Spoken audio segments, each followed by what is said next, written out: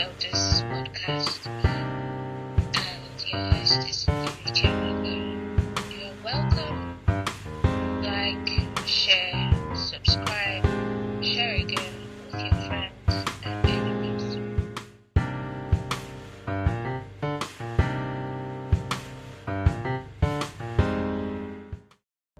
Hi everyone, welcome to the Heartfelt Justice podcast. It's your girl Lily Chamaka. Please register dietitian nutritionist. Don't get it twisted.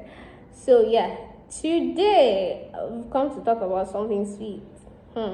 Stay tuned.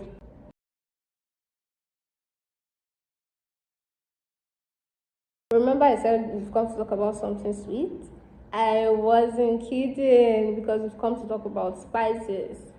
Spices that make your food interesting. That make your food delicious, sumptuous, whatever word you like to use. That's what we've come to talk about today. And I'll be telling you 5 reasons why you should not use artificial spices. When we say artificial spices, what do we mean? Synthetic spices, right? Synthetic flavors, and this includes even the ones in other foods that you would consider not spicy, right? Like your drinks and all that. But our main focus today is on the spices. The first reason is that these artificial spices bypass your normal metabolic signaling.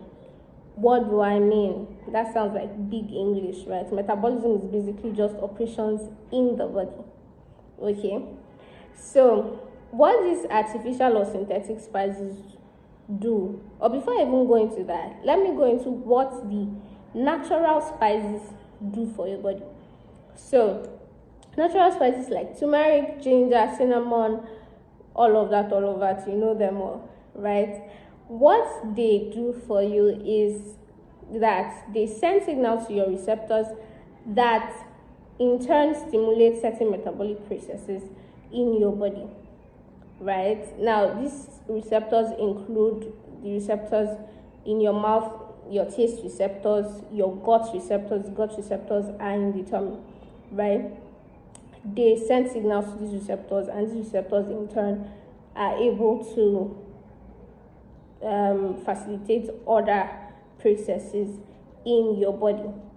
However, the downside is that the artificial or synthetic spices, they also send signals to your receptors. In fact, they hit your receptors hard, but they are like energy drink. Energy drinks give you that instant glucose but 0 calories, right? So that's the same thing as artificial spices do. They give your receptors that high. Because of how they are engineered, even they tend to hit your receptors harder than the natural spices would. So they put your receptors on cloud 9, but then your receptors are looking for the active compounds that the natural spices contain, so they can use it to run their thing, but they don't get it. So they're like, why have you left us high and dry? They cannot understand it, right? So that's the first thing that these artificial spices do that the natural spices will never do to you. Okay, so the second thing is that these artificial spices enable oxidative stress, and they are good breeding ground for free radicals. Now, oxidative stress and free radicals in the body are enabling the environment for cancer cells to thrive, right? Remember I mentioned active compounds that your natural spices contain. These active compounds include antioxidants. Antioxidants are things that help reduce the oxidative stress in the body and as such inhibits the growth of free radicals. But because your artificial spices do not contain these antioxidants, they cannot help you in this regard. And because they are really sweet, some of them contain sugar. And cancer cells love sugar. That's the readily absorbable sugar, right? So it makes them perfect food for cancer cells to thrive on, right? So that's the second thing that artificial spices do in your body that natural spices would never do to you. The third thing is that these artificial spices, they can kill you slowly, right? And how do they do this? I mentioned the gut receptors. Now, aside from the gut receptors, there's something called the gut microflora. Okay, so the way the creator in his undoubted wisdom has made the body, there are families of bacteria or microbes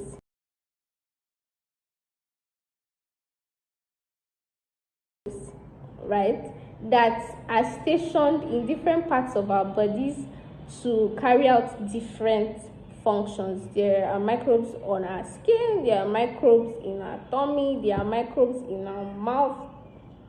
They are part of the healthy body system.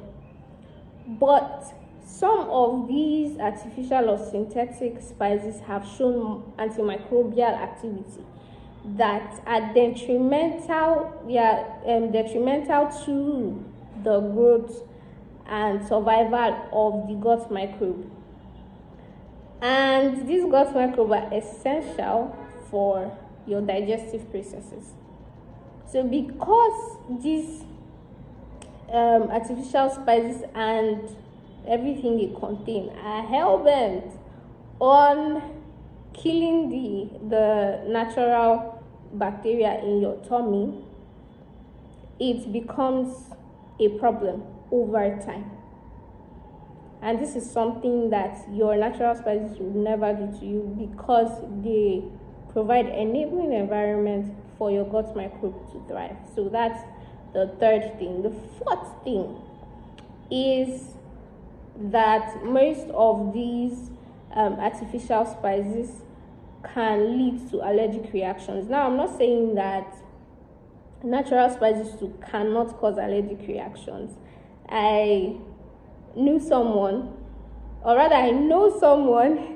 who reacts to ginger. If he eats food that has ginger in it, he starts to sweat profusely.